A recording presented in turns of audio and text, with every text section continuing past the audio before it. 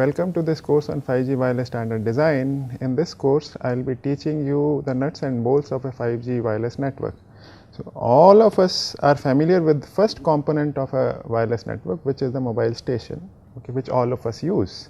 Now, this mobile station talks to the 5G network, which essentially has two components. If you look at here, okay, the first component is called the remote radio head and the second component is called the baseband unit.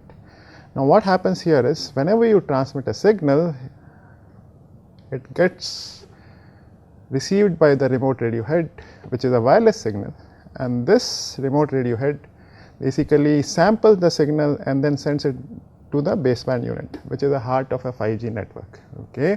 Now, in this course, we will cover the processing which is done in all of these three different modules of a 5G network, like what happens when you transmit a signal from the mobile station.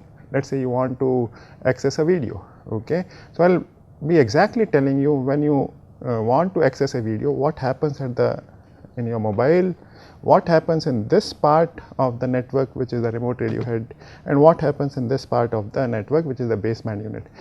And at the end of this course, you will have a very strong feeling of how an actual 5G network works.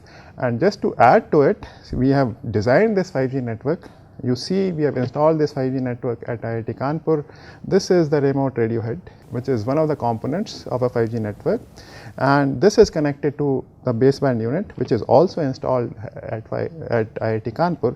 This is the baseband unit. Okay.